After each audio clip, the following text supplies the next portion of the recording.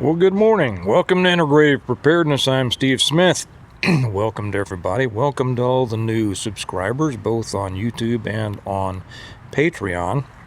Also, I want to welcome all of the stone modders. We have a lot of readers of my books starting to come over and join the channels. But even more than that, we have a lot more subscribers here telling me that they've bought my books and they're reading my books and everything they're getting out of it. So I want to welcome you all. Stone modders are what we call people who have read the Stone Mott series.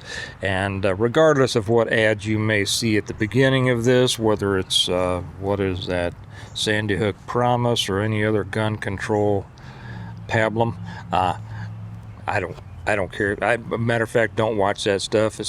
This isn't brought to you by them, even though they stick their ads on my videos. This is brought to you by my books. The Reversion, that's the first one, and it's the first book of the Stone Mott series, of which there are currently 5, and I'm busily working on the 6th. The latest one just came out. For those of you who haven't read it yet, are the Blessings of Freedom. That's what we think about and talk about what's going on in our country, isn't it? And the 3 books in between, the Revival, the Renewal, and an Appeal to Heaven. So you stone modders, you subscribers who are recently becoming stone modders, it's great to have you. I love getting your emails and your messages telling me what you're getting out of the books and how much you enjoy them. And we're going to talk a little bit about truth today. And in here, in these books, you get truth. You get a whole bunch of truth. And you get a lot of preparedness and survival lessons and talking about our history, the history of our country, the foundational principles of our country, how government ought to work, how families ought to be, all those traditional things for which I take some hits. Some of my earliest Amazon reviews were from some Prius drivers apparently who mistakenly picked up my book, hated it, and then wrote me scathing reviews, 1-star reviews about this guy is just nothing but a traditionalist who immediately goes back to traditional gender roles. You know why that is? Because genders are traditional. Guess how many there are. See, I side with God on that. He said there was 2. I agree, there's 2. I'm going to talk about truth today. What is that famous line? One of the most iconic, I guess I'm using that term correctly, iconic, famous anyway, lines in movie history. You can't handle the truth, right?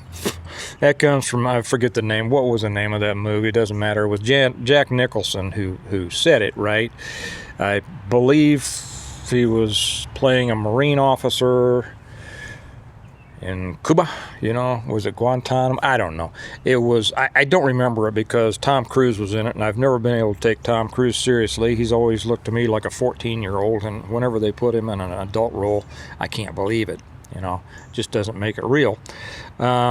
But I remember that line only because it's one of the most repeated memes in our civilization today. You can't handle the truth. Well, how true is that?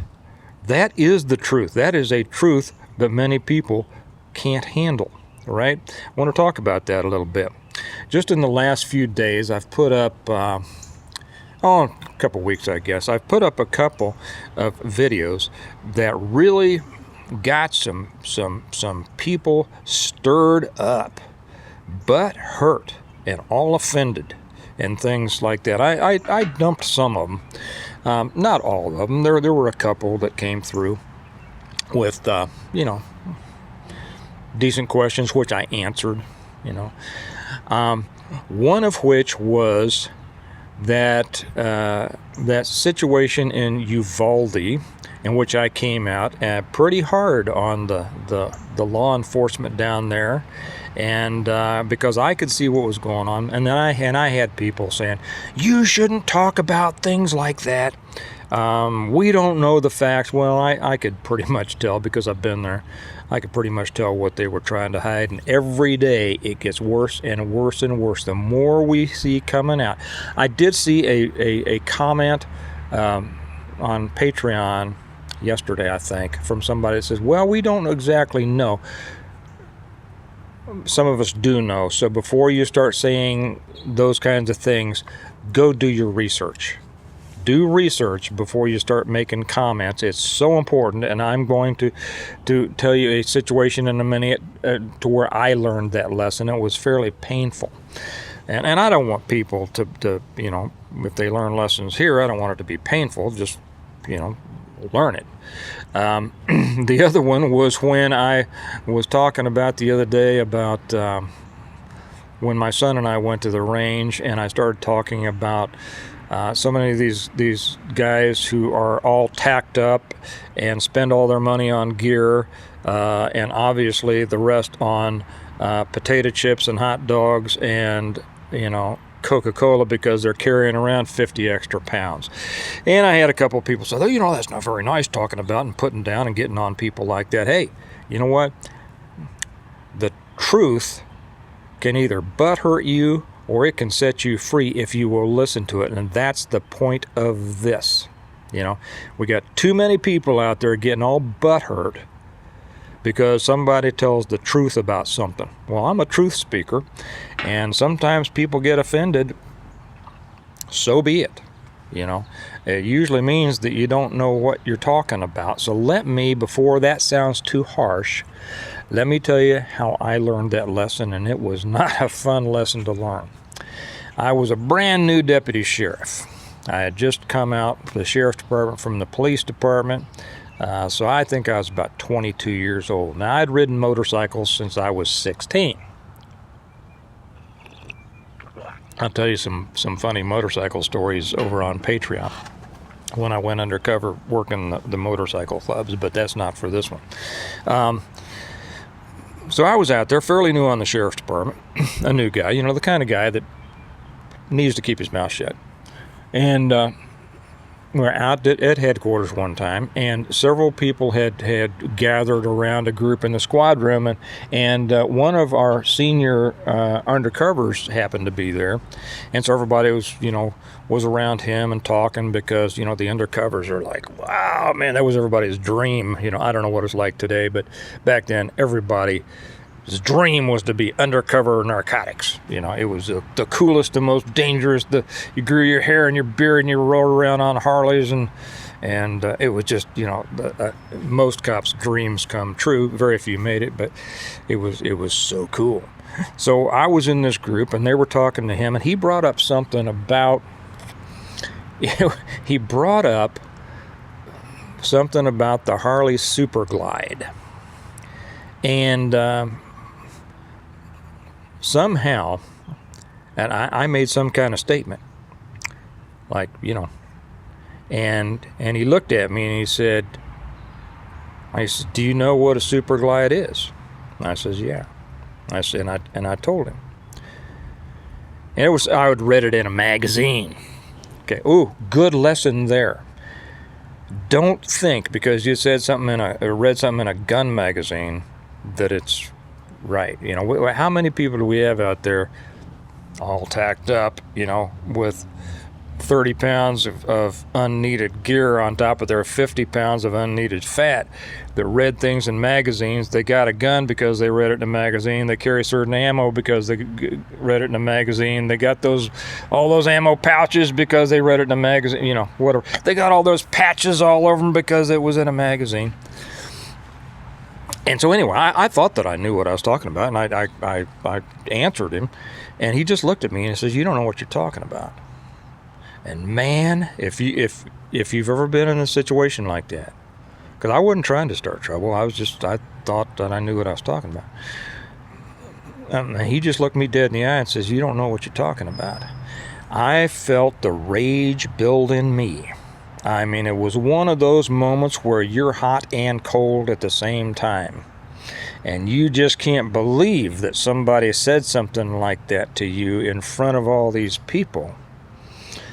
And I wanted to tear him apart. I mean, I wanted to tear him apart.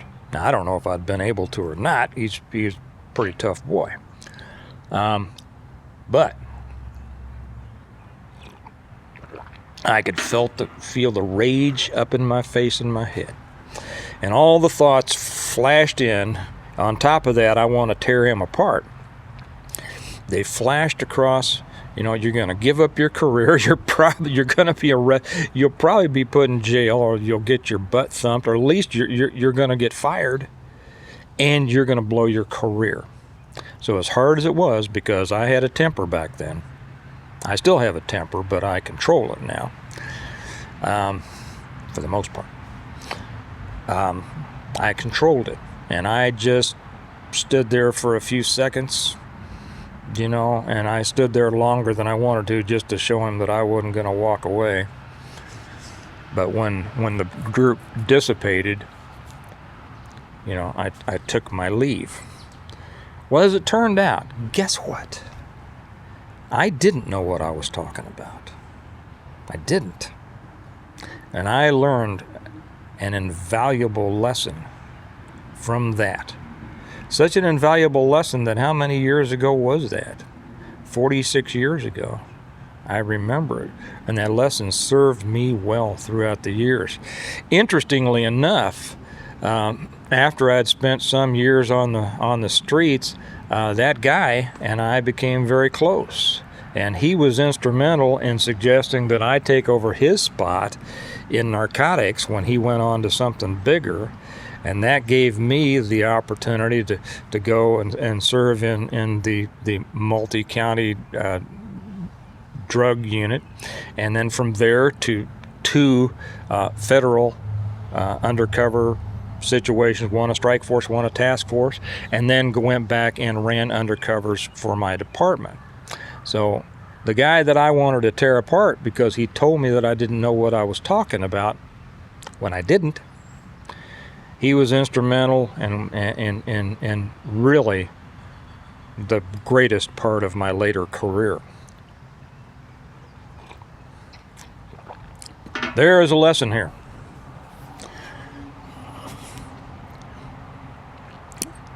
The truth. What is the truth?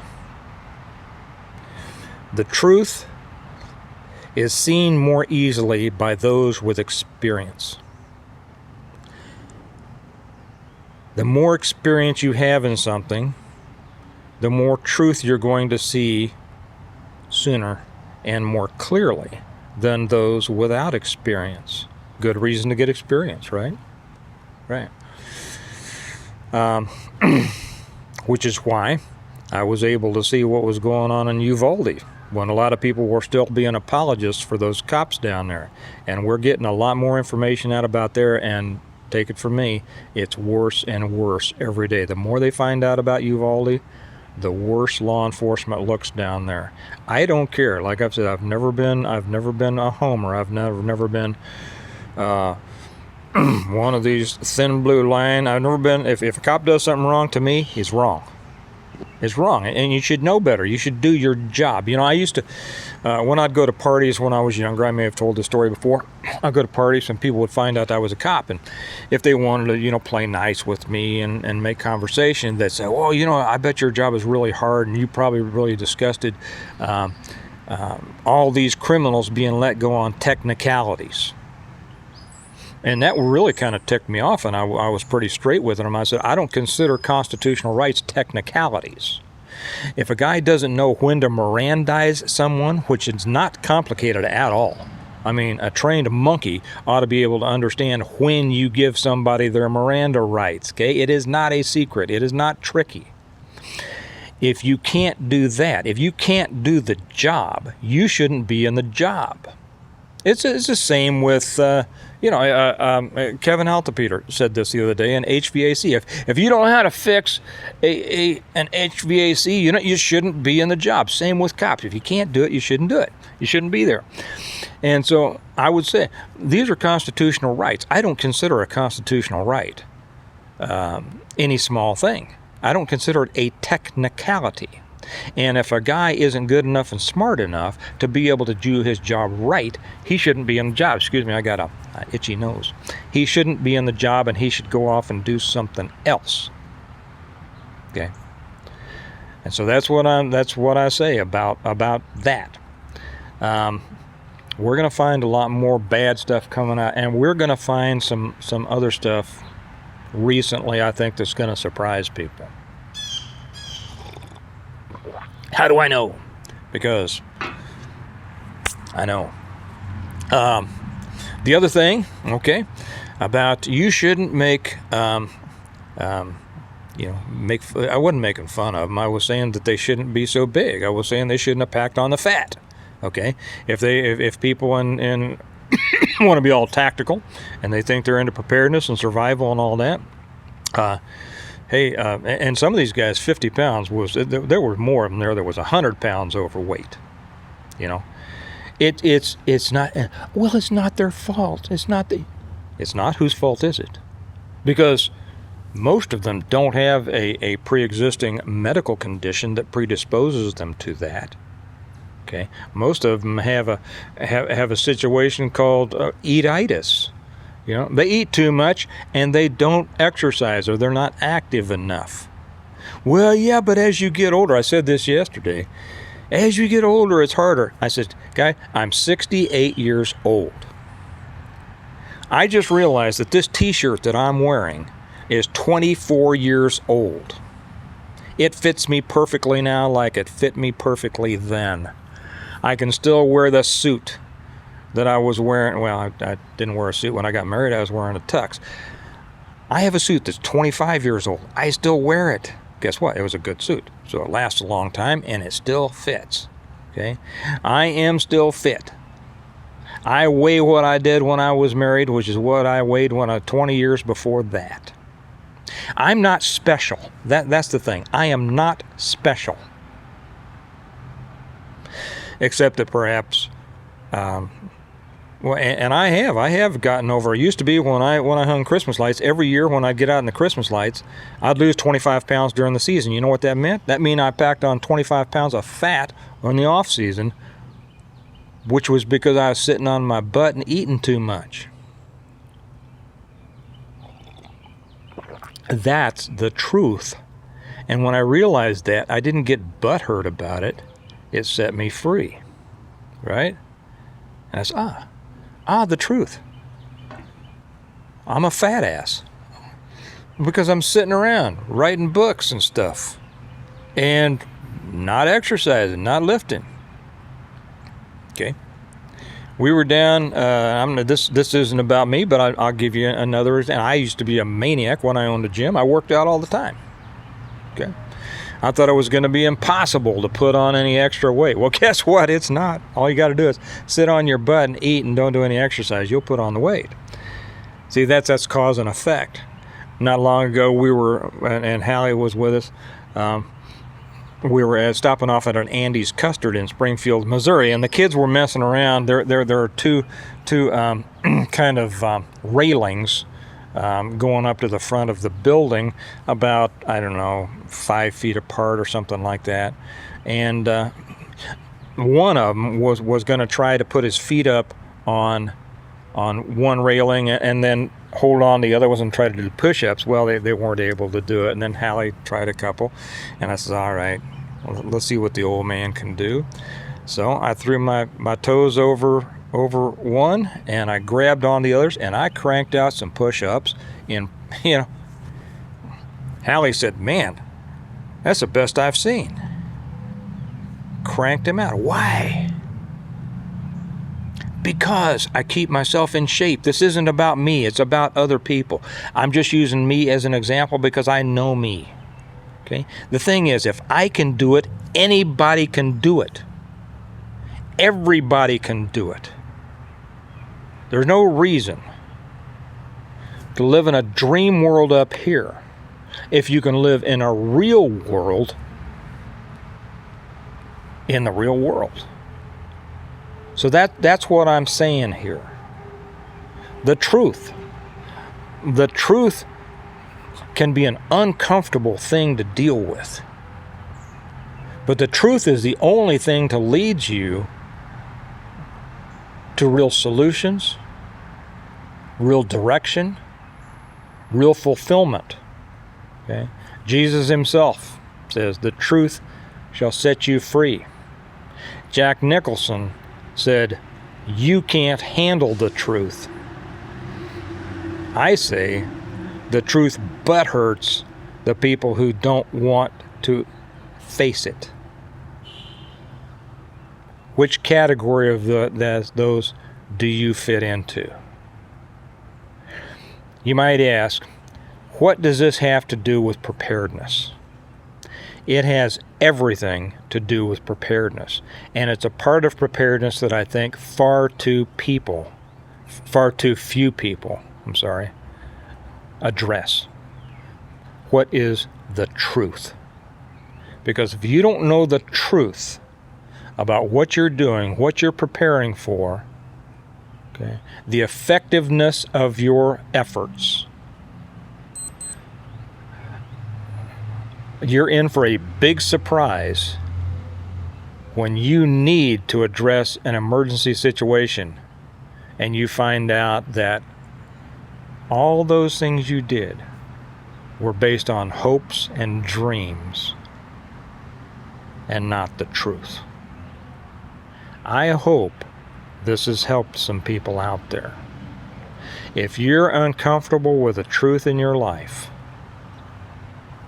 I know what it feels like, but you can't let that discomfort make you turn away from the truth, because that will make you turn away from effective preparation. And that's what you want. That's what you want. If these other people want to go out there and play fantasy games, that's on them. But if you really are concerned, if you really want to prepare, the truth is where you start. Okay? I hope that's been helpful. I don't mean to make anybody feel bad, but I have always been a person that tells the truth, and even if it hurts at first, then we'll work our way forward from there, and you'll end up doing better, feeling better, and having a better looking at future because you went at it truthfully. Okay? All right. Bless you all. Remember, we prepare well today in order to live well tomorrow. There is no way you can prepare well without preparing and dealing with life truthfully. You all have a good day. I'll talk to you tomorrow. Bye-bye.